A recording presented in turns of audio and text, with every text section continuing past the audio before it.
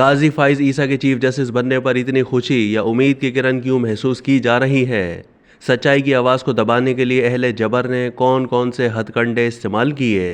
Parliament को अपने अदालती हथौड़े के नीचे रखने वाला कौन? जंग कॉलम्स। रोज़ाना जंग के कॉलम निगार अफजाल रेहान ने अपने कॉलम में नए चीफ जस्टिस काजी फाइज ईसा से वाबस्ता तवक्कुआत की वजूहात बयान की हैं। वो लिखते हैं कि काजी फाइज के चीफ जस्टिस बनने पर अवाम में एक नौ की खुशी या मायूसियों के साए में उम्मीद की किरण महसूस की जा रही है, जिसका इजहार हमारे मेन स्ट्रीम कौमी मीडिया में ही नहीं, सोशल मीडिया की वसतों में भी मुलाहिजा किया जा सकता है। उसकी एक वजह तो मुल्क के मजमूई हालात हैं, दूसरी हमारी जुडिशरी के बहुत से मनफी किरदार भी हैं। जस्टिस मुनीर और जस्टिस इरशाद जैसे सितमगर तो रहे, एक तरफ यहाँ बाबा रहमता बनकर साकिब निसार ने सुप्रीम जुडिशरी को जिस तरह बेतौकीर किया, उसके मुज़मरात को इस मुल्क का कोई भी बाशऊर शख्स कैसे भूल सकता है। कुछ ऐसा ही हाल खोसा, गुलजार और हाल ही में रिटायर होने वाले बंदियाल साहब का रहा। आखिरुल ज़िक्र तो शायद दीगर सब पर बाजी ले गए, यूं रोते हुए निकले कि जैसे ये चीफ जस्टिस की कुर्सी उनकी ज़ाती जागीर थी जो छिन गई। अफसोस ऐसे सिस्टम पर जिसमें इस सलाहियत के लोग ऐसे ओहदों पर विराजमान हो जाते हैं। जस्टिस काजी फाइज की तैनाती पर आवाम की आंखों में जो हल्की सी चमक आई है, उससे उम्मीद की वजह पर इजहार ख्याल करना मकसूद है। जस्टिस काजी से उम्मीदें पालने की एक वजह तो जुल्म की ये सियारात है जो बरसों से सुप्रीम जुडिशरी पर मुसल्लत थी। एक मनफी किरदार जाता था तो वैसा ही कोई दूसरा आ जाता था। जस्टिस काजी फाइज उनसे मुख्तलिफ क्यों गर्दाने जा रहे हैं? इसमें अवलीन वजह बतौर जज उनका बेहतरीन कंडक्ट है। ये वो जज साहब हैं जिन्होंने अस्करी आमरीत की तारीकी में उसका हिस्सा बनने के बजाय बड़ी जुर्रत के साथ कौम को एक नई उम्मीद दिलाई। जनरल बाजवा और जनरल फैज़ ने जमहूरियत की पीठ में छुरा घोंपते हुए मुतशद्दिद मजहबियत को इस्तेमाल किया। रावलपिंडी में जालिमाना धरना दिलवाया तो ये काजी फाइज ईसा थे जिन्होंने हक और सदाकत का आलम जुर्रत के साथ बुलंद करते हुए वो फैसला तहरीर फरमाया जो इस मुल्क की अदालती तारीख में कभी ना भुलाया जा सकेगा।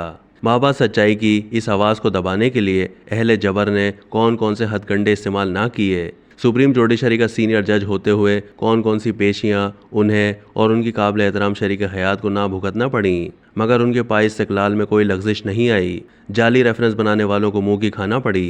यूँ बिलाखिर सच्चाई की फतह हुई और काजी साहब काजी अलक़ज़ा के मनसब पर फाइज हो गए। ये भी काजी साहब का एजाज़ है कि आइन की 50वीं सालगिरह पर वो न सिर्फ मुंतखब पार्लियामान में हाजिर हुए बल्कि एक ज़िम्मेदार जज की हैसियत से लगी लिपटी रखे बगैर कहा कि मैं आइंदा भी आइन और पार्लियामेंट के तकद्दुस को मलहूज़ खातिर रखते हुए अदल व इंसाफ के फैसले सादिर करूँगा, ख्वाह वो इंतज़ामियों को कड़वे ही क्यों ना लगें। वो चीफ बनाए गए हैं तो रोज़े अव्वल ही उन्होंने साफ कह दिया कि मैं कोई प्रोटोकॉल नहीं लूँगा, और नहीं लिया। अदालती हलकारों को महज इतनी याद दहानी करवाई कि देखिए जो लोग मसाइल लेकर अदालत में आते हैं उनके साथ आप लोगों का रवैया वही होना चाहिए जो किसी भी मेज़बान का अपने मेहमानों के साथ होता है। 57,000 लोग रुल रहे हैं, हमने उनके दुखों का मदावा करना है। कोई बड़ा बोल नहीं, हत्ता के कमरा अदालत के बाहर तख्ती पर चीफ जस्टिस नहीं महज जस्टिस लिखवाने पर इक्तफा किया। इससे भी बढ़कर 184(3) के तहत सोमोटो का इख्तियार जिसके इस्तेमाल की आरजू में इफ्तिखार चौधरी और साकिब निसार से लेकर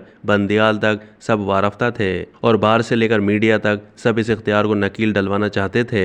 जब पार्लियामेंट ने इस हवाले से इकदाम उठाते हुए 2 सीनियर मोस्ट जजेस के साथ कमेटी बना दी तो एक जज साहब इतना आगे चले गए कि मुंतखब पार्लियामेंट को अपने अदालती हथौड़े के नीचे रख लिया।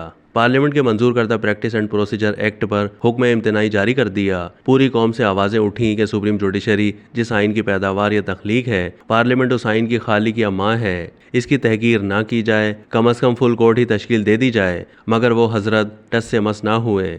जस्टिस काजी फाइज ईसा को कुदरत ने यह एजाज़ बख्शा है कि उन्होंने रोज़ अव्वल ही न सिर्फ फुल कोर्ट तश्कील दिया बल्कि कौमी मीडिया के ज़रिए इसे कौम के सामने पेश कर दिया। इस इनकलाबी फैसले की जितनी भी तहसीन की जाए कम है। कानून का मकसद है कि इंसाफ होना ही नहीं चाहिए, होता हुआ नज़र भी आना चाहिए। आज ये इतना नज़र आया है कि इसकी बरकत से कई नाअहलों की असलियत भी कौम पर वाज़े हो गई है। कौम के सामने फुल कोर्ट में जो बहस हुई इतनी दिलचस्प है कि इस पर अलग से एक कॉलम बनता है, क्योंकि इसमें अवामी इक़्तिदार आला और पार्लियामेंट की बालादस्ती का बुनियादी और जौहरी उसूल वाज़े हो गया है। नीज़ जस्टिस काजी ने अपनी हल्फ बर्दारी की तकरीब में जो इनकलाबी इक़दाम उठाया है वो उनकी गैर रिवायती सोच और जुर्रत का गमाज है। ये रिवायत आगे बढ़नी चाहिए। अब तक के लिए इतना ही। मज़ीद मालूमात के लिए डेली जंग के यूट्यूब चैनल को सब्सक्राइब कीजिए।